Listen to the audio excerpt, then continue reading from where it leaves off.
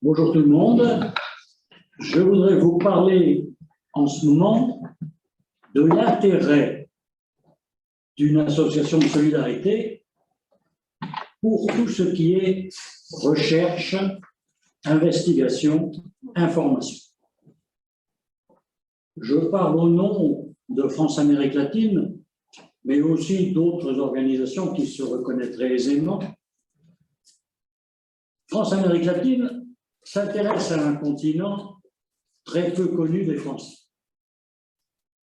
En effet, si vous regardez la presse, on en parle très peu, presse écrite, presse télévisée.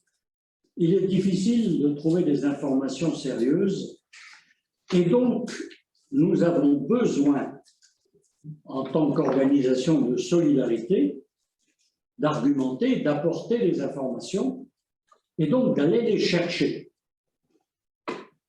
Cela nous impose d'être très modestes. Donc, ne cherchez pas dans mes propos une théorisation qui serait digne d'une université. Ce n'est pas notre but. Notre but est d'essayer d'éclairer, je dis bien essayer, d'éclairer sur la réalité latino-américaine. Je vous rappelle que quand on a créé France-Amérique latine en 1970, les Français ne savaient pas où était le Chili. Ils n'en avaient jamais entendu parler. On avait entendu causer de Cuba, oui, mais c'est tout. Donc on pensait que le Chili, c'est à côté de Cuba. Vous voyez ce genre de choses qui nous paraissent aujourd'hui totalement ridicules, mais à cette époque-là, beaucoup de personnes partageaient la même ignorance. Et cette ignorance est sans doute ce qui nous oblige à avoir des liens suivis avec tous ceux qui se penchent sur tel ou tel aspect de la réalité latino-américaine. Je voudrais préciser qu'il ne peut, en aucun cas, il ne peut être question de se mettre à la place des latino-américains. Pourquoi? Parce que chaque pays est différent l'un de l'autre. Imaginez par exemple la solidarité avec le Nicaragua sandiniste, avec 9 commandantes de la révolution, chacun représentant une sensibilité différente, et nous, depuis Paris, que pouvons-nous faire? Pouvons-nous choisir entre les 9? Ce n'est pas notre rôle et cela dépasse totalement nos compétences. Voilà un exemple encore plus dur. Au Salvador, le Front Farabundo Martí réunit 5 partis différents. Comment voulez-vous que depuis Paris, on choisisse un parti plutôt qu'un autre? Donc soyons modestes et laissons les latino-américains décider par eux-mêmes. Mais ce n'est pas se laver les mains, pas du tout. Parce que nous, depuis la France, depuis l'Europe, si vous voulez, nous essayons de faire connaître des problèmes et des problèmes graves qui ne sont pas forcément les mêmes aujourd'hui qu'hier. Par exemple, il y a 50 ans, le mouvement féministe était très différemment perçu qu'aujourd'hui. Et en Amérique latine, il n'existait presque pas. Je dis presque, avec des nuances suivant les pays.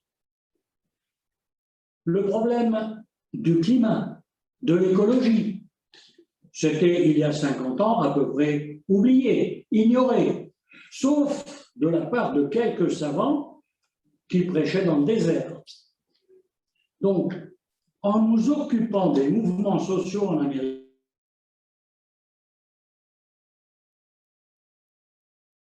un certain nombre de questions qui apparaissent, qui viennent en Europe, qui vont transformer notre vie.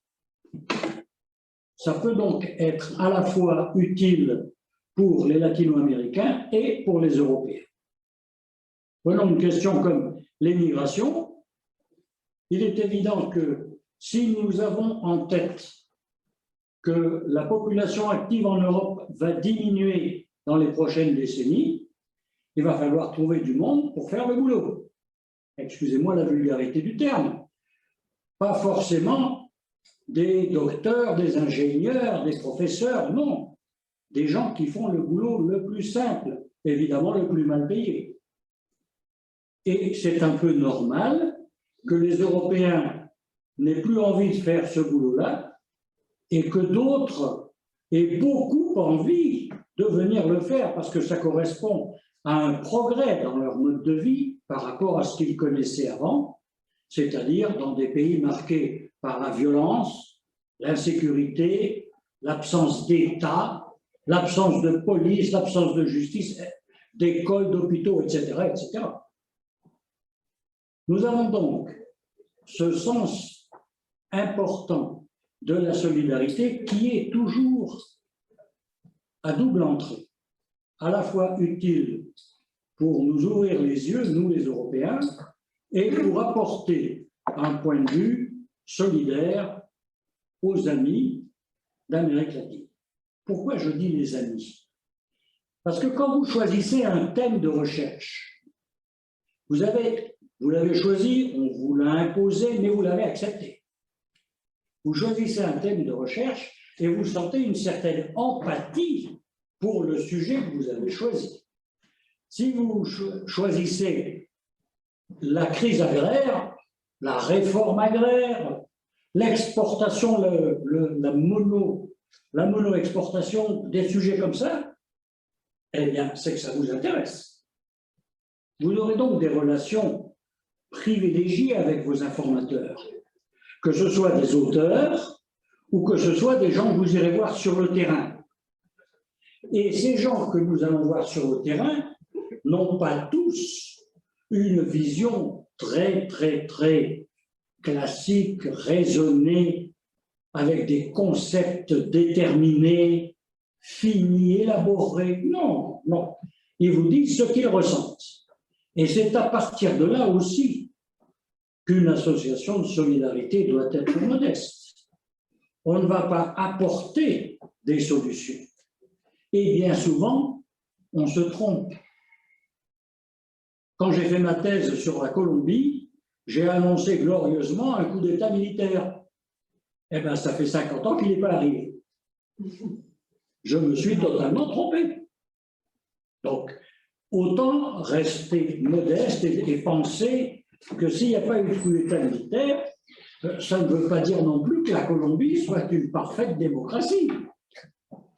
Ça veut dire qu'on n'a pas eu besoin de coup d'État militaire. Et vous voyez, notre recherche va plus loin, on se pose des questions, on découvre d'autres terrains d'investigation qui ne sont pas faciles à explorer. Heureusement, comme nous avons besoin de donner des informations précises, nous recevons en particulier dans la revue que vous avez sur cette table, dans FALMAG, nous recevons des contributions d'un certain nombre de chercheurs, en général étudiants, parfois des chercheurs plus confirmés, qui nous apportent le résultat de leurs investigations. C'est un sujet qui les intéresse. Pour eux, c'est quelque chose qui est presque vital, parce que ça justifie leur travail. Et pour nous, ça nous permet d'avoir un point de vue bien précis sur, bien argumenté, si vous voulez, sur tel ou tel aspect de la situation. Regardez comme il est compliqué, parce que l'Amérique latine, c'est un terme, vous savez, inventé. On disait autrefois les 20 Amériques latines. Donc chaque pays étant différent, on ne peut pas généraliser. Il y a quand même quelques éléments. Et ces éléments de généralisation, c'est d'abord et avant tout la confiance dans un changement. En tant qu'universitaire, je me réjouis de ceux qui essayent de diviser en époques. Il y a eu 10 ans de gouvernement au pluriel, de gauche en Amérique latine, puis la chute brutale, puis maintenant des espérances avec les mouvements sociaux. Tout ça, c'est passionnant. Ça mène à quoi? Dire 6 mois après, ah ben on s'était complètement trompé. Ce n'étaient pas des gouvernements de gauche, c'était des gouvernements de centre, populistes, oui, d'accord, réformistes parfois, avec des limites. Ensuite, ce n'était pas vraiment des gouvernements de droite, c'était un épuisement, avec souvent des gouvernements de gauche qui passent à droite. On a ça dans tous les pays du monde, en Europe aussi. Donc, cette expérience que nous avons avec la solidarité, ça nous oblige à être à la fois précis et donner des pistes de réflexion. Un problème important en Amérique latine, dans certains pays d'Amérique latine, le problème indigène. Vous savez au moins qu'en Bolivie, le fait d'avoir un président indigène, ça a été une transformation extraordinaire. Ce que nous avons mal perçu, ou peut-être que le gouvernement bolivien a mal perçu, je parle d'Evo Morales, c'est le conflit qu'il a lui-même laissé s'envenimer, je ne dis pas qu'il l'ait provoqué, laissé s'envenimer avec ses propres indigènes. Donc, le résultat, c'est que quand il a été renversé par un coup d'État, ils ne sont pas sortis pour le défendre. C'est étonnant, ça a un sens. Et pourtant, une année après, ils sont allés voter pour le même candidat, pas Evo Morales, mais celui qui était son ministre de l'économie et des finances. Donc, ces gens-là se sont motivés. Ils se sont déplacés, ils sont allés voter. Pourquoi ils ne l'ont pas fait un an avant? Voilà des questions que nous pouvons poser. Ce sont des questions un peu gratuites. Évidemment, les politiciens de la Bolivie, puisque je parle de la Bolivie, se sont posés ces questions-là. S'ils n'ont pas su y répondre, ça, c'est leur problème. Ce n'est pas depuis Paris qu'on va dicter des projets de loi, de décrets, de règlements à la passe. Donc, une modestie et une relation toujours constante avec la réalité du terrain. Et la réalité change tout le temps. Je fais partie de ceux qui pensent que l'État en Amérique latine est en construction. Si on creuse un peu, on pourrait dire que dans beaucoup de pays européens, il l'est encore. Vous ne pouvez pas comparer l'État français avec l'État grec, par exemple. S'il n'y a pas de cadastre en Grèce, comment payer les impôts des propriétés? Il n'y a pas de cadastre. Alors, je cite la Grèce, ce n'est pas pour m'appesantir. Chaque pays a ses forces et ses faiblesses. En France, peu de gens savent que nous avons autant de juges aujourd'hui au ministère de la Justice que sous Napoléon III. Mais nous sommes quand même 3 fois plus nombreux. Donc, en bonne logique, on devrait avoir un personnel judiciaire un peu plus étoffé. Vous voyez, nous avons des faiblesses que nous voyons en étudiant l'Amérique latine, en faisant connaître l'Amérique latine, en faisant aimer l'Amérique latine, mais ça nous sert aussi à nous, Européens, Français en l'occurrence, à nous poser des questions d'aujourd'hui et des questions qui peuvent s'avérer explosives. Si vous prenez les derniers événements, puisqu'on parle de mobilisation sociale, les derniers événements en Colombie, évidemment, personne ne pouvait les prévoir. Si, on pouvait dire la situation est explosive, mais ça fait 20 ans, 30 ans, 50 ans qu'elle est explosive. Et ça ne, je ne dirais pas que ça ne bougeait pas. Je dirais que le couvercle sur la casserole était bien fermé. Et puis aujourd'hui, quelques éléments, quelques fuites, et puis le couvercle est en train de sauter. On le remettra, probablement. Avec les informations que j'ai, je ne peux pas vous dire que la révolution est en marche en Colombie, non.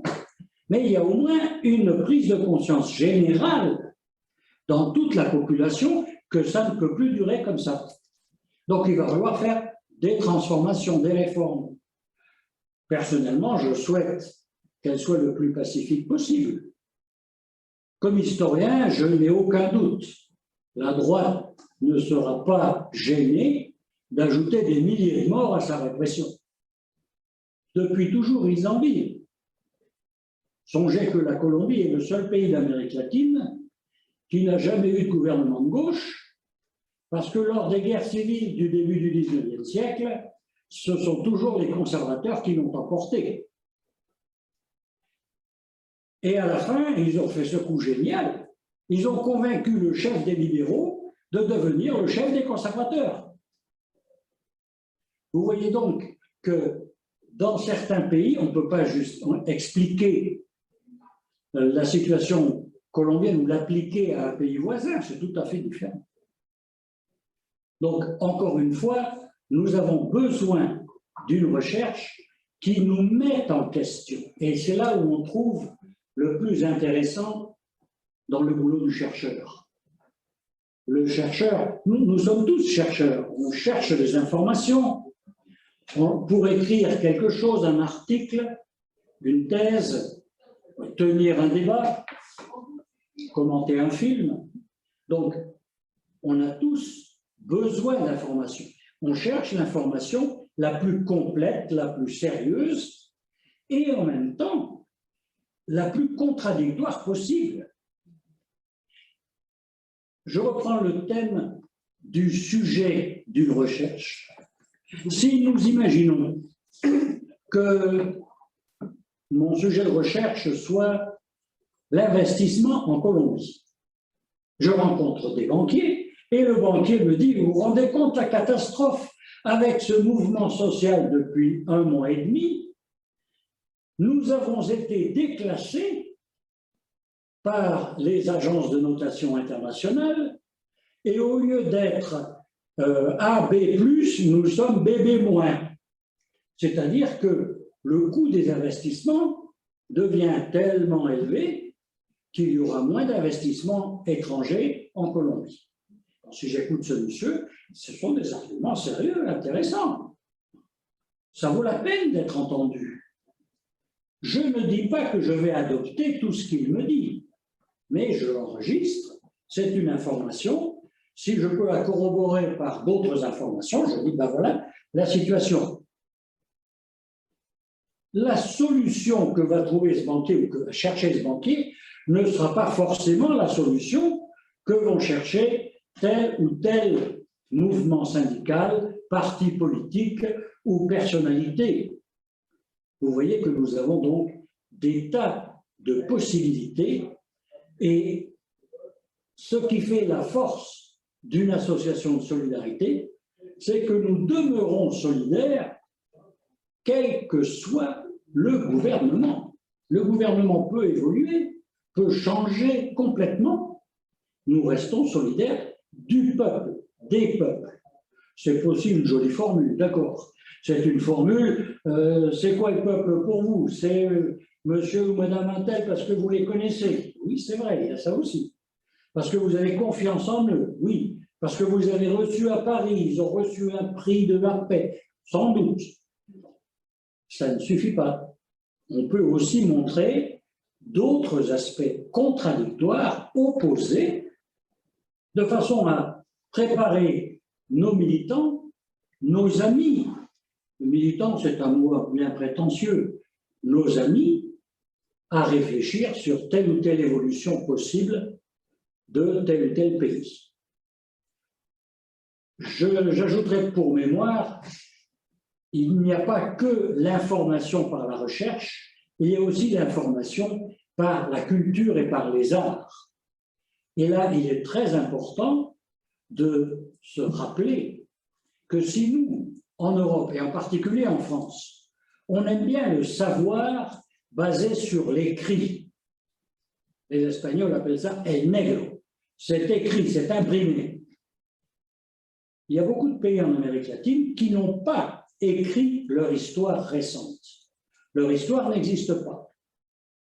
Peut-être chez les Mexicains, et encore, ça s'arrête à Cortés, c'est-à-dire ça fait loin.